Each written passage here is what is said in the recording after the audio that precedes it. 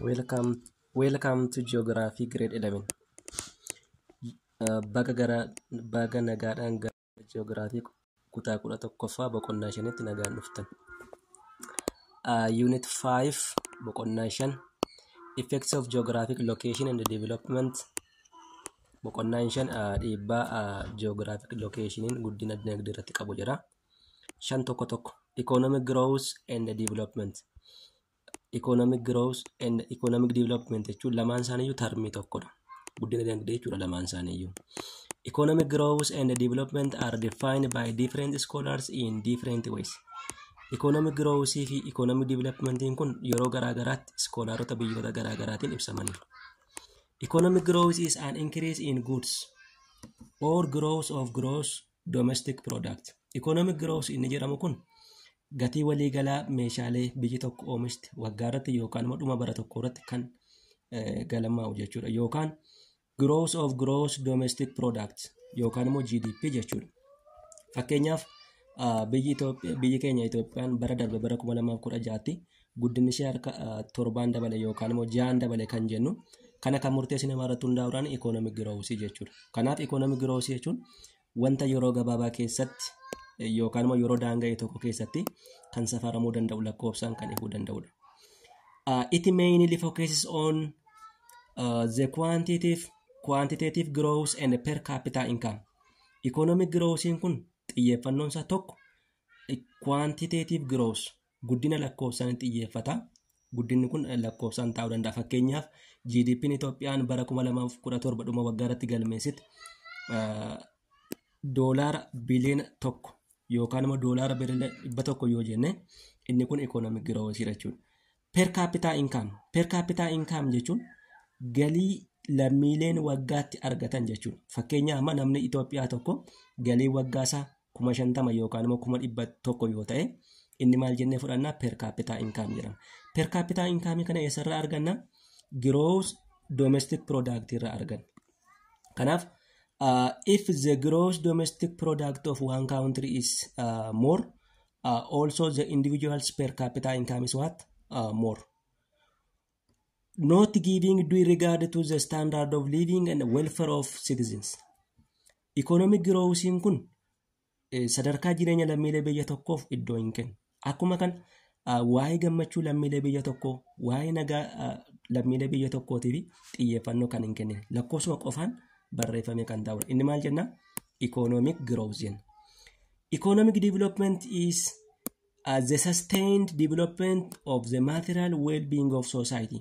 Economic development inni jedhamu maateriyaali waan hundumaan kan guuttate jireenya lammiilee biyya tokkoo sirriitti kan ibsu haala guddina, haala fayyaa, haala barnoota waan hundumaatiin lammiileen jireenya gaarii kan jiraatan yoo ta'e that is we call as economic development.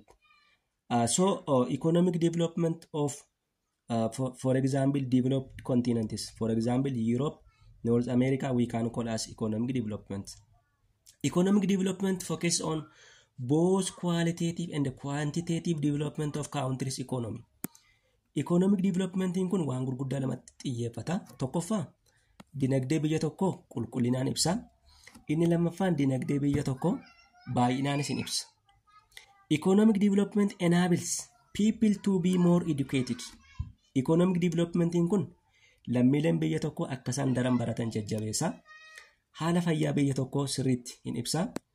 With good access to quality housing, fakkeenyaaf qulqullina mana jireenyaa, better sanitation, qulqullina naannoo sirriitti kan eegan, qulqullina lammiilee dhuunfaa sirriitti kan eegan, and employment opportunities.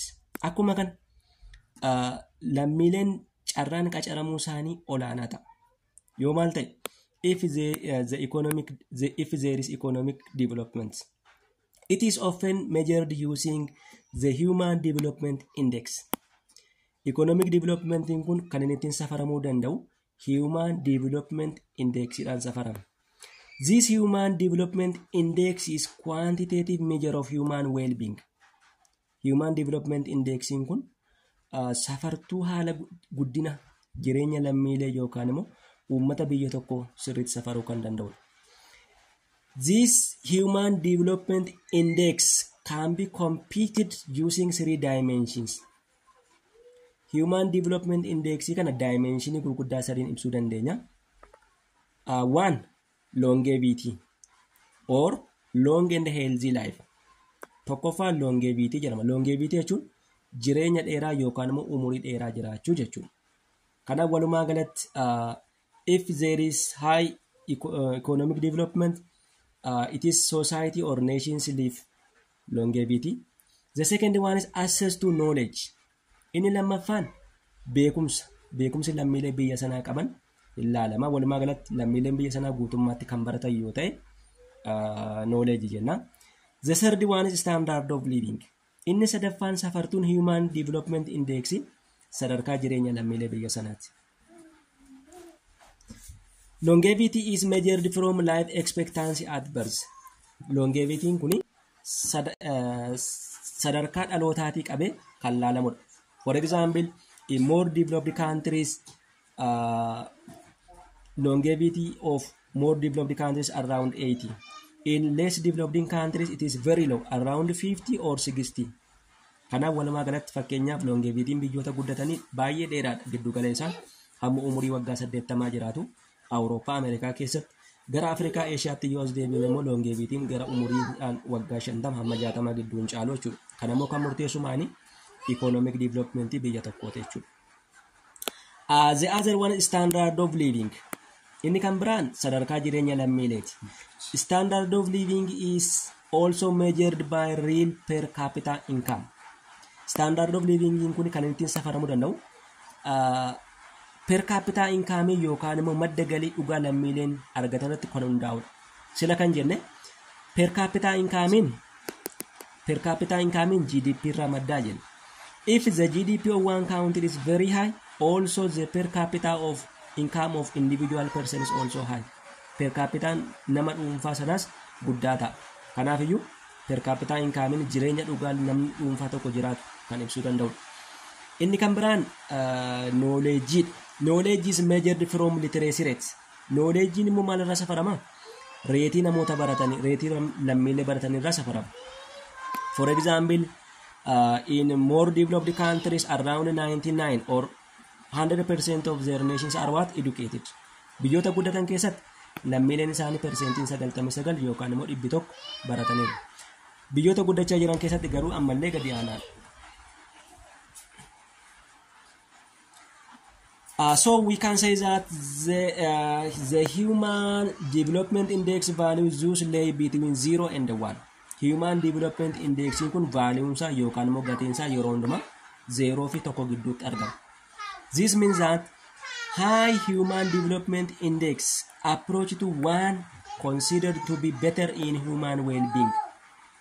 Human Development Index kun lakkoofsaan gara tokkootti kan hiiku yoo ta'e walumaa galatti lammiileen biyya sana jireenya gaarii, jireenya qananii akka isaan jiraatan ibsaa jechuudha. For example, when we take countries of Norway, Ireland, Switzerland, these are countries of Europe. They are what? High Human Development Index. The other one is if the Human Development Index approach to 0, considered to be lower in human well-being. Human Development Index kun gatiin isaa immoo gara 0tti kan hiiku yoo ta'e walumaa galatti lammiileen biyya sanaa jireenya gadi aanaa akka isaan jiraatan ibsaa jechuudha. For example, when we take most of African countries, for example, Niger, Central African Republic, Chad, these are countries of Africa which have lower Human Development Index. The other topic is 512, geographic determinism and possibilism. Geographic parameters are the most important factors in development. Geographic parameteriin kun agarsiistuuwwan yookaan immoo wantoota guddina dinagdee biyya tokko sirriitti ibsan keessaa faakteroota jiran keessaa isa hangafa. Geographic location influences economic development. Geographic location economic development biyya tokko karaalee garaagaraan dhiibbaa irratti gochuu danda'a. Fakkeenyaaf geology, relief, climate, soil types, biodiversity. These are the factors that have influences on economic development of one country.